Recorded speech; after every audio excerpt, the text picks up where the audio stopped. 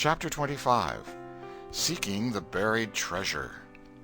There comes a time in every rightly constructed boy's life when he has a raging desire to go somewhere and dig for hidden treasure. This desire suddenly came upon Tom one day.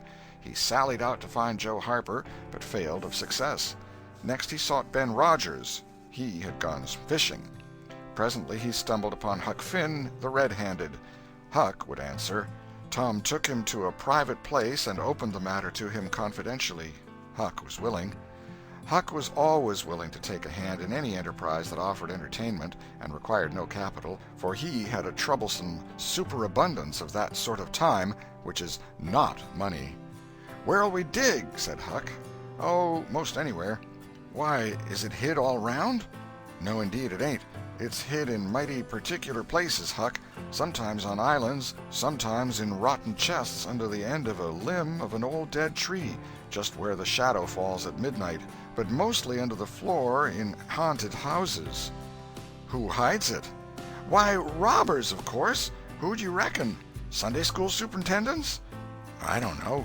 If 'twas mine, I wouldn't hide it. I'd spend it and have a good time." "So would I. But robbers don't do that way. They always hide it and leave it there." "Don't they come after it any more?" "No, they think they will, but they generally forget the marks, or else they die. Anyway, it lays there a long time and gets rusty, and by somebody finds an old yellow paper that tells how to find the marks. A paper that's got to be ciphered over about a week because it's mostly signs and hieroglyphics." "Which?" "Hieroglyphics. Pictures and things, that don't seem to mean anything." "You got one of them papers, Tom?" "No." "Well, then, how are you going to find the marks?" "I don't want to find any marks. They always bury it under a haunted house, or on an island, or under a dead tree that's got one limb sticking out." "Well, we've tried Jackson's Island a little, and we can try it again sometime. And there's the old haunted house up the Still House branch.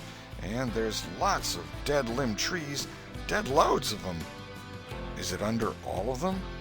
"How you talk! No." "Then how are you going to know which one to go for?" "Go for all of them." "Why, Tom, it'll take all summer." "Well, what of that? Suppose you find a brass pot with $100 in it, all rusty and gay, or a rotten chest full of diamonds. How's that?" Huck's eyes glowed. "That's bully. Plenty bully enough for me. Just you give me the $100, and I don't want no diamonds." "All right, but I bet you I ain't going to throw off on diamonds. Some of 'em's worth $20 apiece. There ain't any hardly but's worth 6 bits or $1. "No. Is that so?" "Certainly. Anybody'd tell you so. Hain't you ever seen one, Huck?" "Not as I remember." "Oh, kings have slathers of them." "Well, I don't know no kings, Tom." "I reckon you don't. But if you was to go to Europe, you'd see a raft of 'em hopping around." "Do they hop?" "Hop? Your granny. No." "Well, what'd you say they did for?" "Shucks, I only meant you'd see 'em, not hopping, of course. What do they want to hop for? But I mean you'd just see 'em scattered around, in a kind of a general way, like that old humpbacked Richard." "Richard? What's his other name?" "He didn't have any other name. Kings don't have any but a given name." "No? But they don't." "Well, if they like it, Tom, all right, but I don't want to be a king and have only just a given name like a nigger. But say, where are you going to dig first?" "Well, I don't know. Suppose we tackle that old dead limb tree on the hill t'other side of Stillhouse branch." "I'm agreed." So they got a crippled pick and a shovel and set out on their 3-mile tramp. They arrived hot and panting, and threw themselves down in the shade of a neighboring elm to rest and have a smoke. "I like this," said Tom. "So do I. Say, Huck, if we find a treasure here, what you going to do with your share?" "Well, I'll have pie and a glass of soda every day, and I'll go to every circus that comes along. I bet I'll have a gay time." "Well, ain't you going to save any of it?" "Save it? What for?" "Why, so as to have something to live on by and by." "Oh, that ain't any use. Pap would come back to this year town some day and get his claws on it if I didn't hurry up, and I tell you he'd clean it out pretty quick. What you going to do with yourn, Tom?" "I'm going to buy a new drum, and a sure enough sword, and a red necktie and a bull pup, and get married." "Married?" "That's it." Tom, why, you ain't in your right mind. Wait, you'll see. Well, that's the foolishest thing you could do. Look at Pap and my mother. Fight! Why, they used to fight all the time. I remember mighty well. That ain't anything. The girl I'm going to marry won't fight. Tom, I reckon they're all alike. They'll all comb a body. Now, you better think about this a while. I tell you, you better. What's the name of the gal? It ain't a gal at all. It's a girl. It's all the same, I reckon. Some says gal, some says girl. Both's right, like enough. Anyway, what's her name, Tom? I'll tell you sometime, not now. All right, that'll do. Only if you get married, I'll be more lonesomer than ever. No, you won't. You'll come and live with me. Now, stir out of this, and we'll go to digging. They worked and sweated for half an hour. No result. They toiled another half hour. Still no result. Huck said, "Do they always bury it as deep as this?" "Sometimes, not always. Not generally. I reckon we haven't got the right place." So they chose a new spot and began again. Labor dragged a little, but still they made progress. They pegged away in silence for some time. Finally, Huck leaned on his shovel, swabbed the beaded drops from his brow with his sleeve, and said, "Where are you going to dig next, after we get this one?" "I reckon maybe we'll tackle the old tree that's over yonder on Cardiff Hill, back of the widow's." "I reckon that'll be a good one. But won't the widow take it away from us, Tom? It's on her land." "She take it away? Maybe she'd like to try it once. Whoever finds one of these hid treasures, it belongs to him. It don't make any difference whose land it's on." That was satisfactory. The work went on. By and by Huck said, "Blame it, we must be in the wrong place again. What do you think?" "It is mighty curious, Huck. I don't understand it. Sometimes witches interfere. I reckon maybe that's what's the trouble now." "Shucks, witches ain't got no power in the daytime." "Well, that's so. I didn't think of that. Oh, I know what the matter is. What a blamed lot of fools we are. You got to find out where the shadow of the limb falls at midnight, and that's where you dig. Then, consound it, we fooled away all this work for nothing. Now, hang it all, we've got to come back in the night. It's an awful long way. Can you get out?" "I bet I will. We've got to do it tonight, too, because if somebody sees these holes, they'll know in a minute what's here, and they'll go for it." "Well, I'll come around and mow tonight." "All right. Let's hide the tools in the bushes." The boys were there that night about the appointed time. They sat in the shadow waiting. It was a lonely place, and an hour made solemn by old traditions. Spirits whispered in the rustling leaves. Ghosts lurked in the murky nooks. The deep baying of a hound floated up out of the distance. An owl answered with his sepulchral note. The boys were subdued by these solemnities, and talked little. By and by they judged that 12 had come.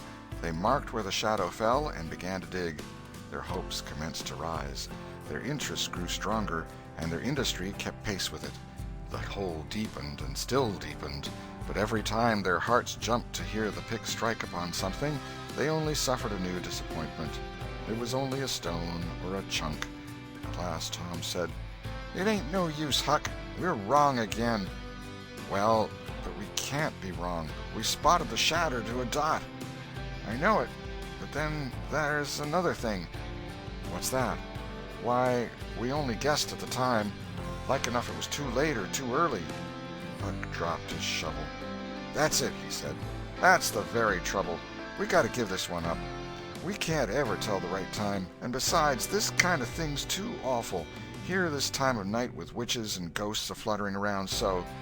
I feel as if something's behind me all the time, and I'm afeard to turn around because maybe there's others in front a-waiting for a chance. I've been creeping all over ever since I got here." "Well, I've been pretty much so too, Huck. They most always put in a dead man when they bury a treasure under a tree to look out for it." "Lordy!" "Yes, they do. I've always heard that. Tom, I don't like to fool around much where there's dead people. A body's bound to get into trouble with them, sure." "I don't like to stir 'em up either. Suppose this one here was to stick his skull out and say something." "Don't, Tom, it's awful." "Well, it just is.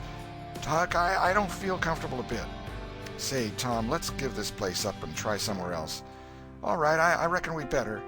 "What'll it be?" Tom considered a while, and then said, "The haunted house. That's it." Blame it, I don't like haunted houses, Tom. Why, they're a dern sight worse'n dead people.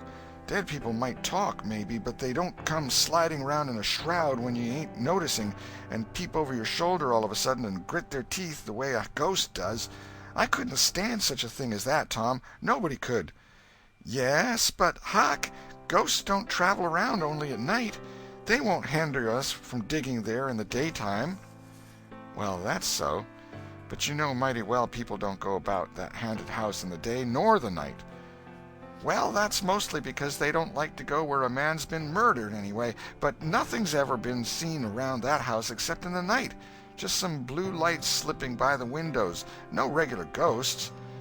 Well, where you see one of them blue lights flickering around, Tom, you can bet there's a ghost mighty close behind it. It stands to reason, because you know that they don't anybody but ghosts use 'em. Yes, that's so. But anyway, they don't come around in the daytime, so what's the use of our being afeard? Well, all right, we'll tackle the haunted house if you say so, but I reckon it's taking chances. They had started down the hill by this time. There, in the middle of the moonlit valley, below them stood the haunted house, utterly isolated, its fences gone long ago, rank weeds smothering the very doorsteps, the chimney crumpled to ruin, the window sashes vacant, a corner of the roof caved in. The boys gazed a while, half expecting to see a blue light flit past a window. Then, talking in a low tone, as befitted the time and the circumstances, they struck far off to the right, to give the haunted house a wide berth, and took their way homeward through the woods that adorned the rearward side of Cardiff Hill. End of chapter 25.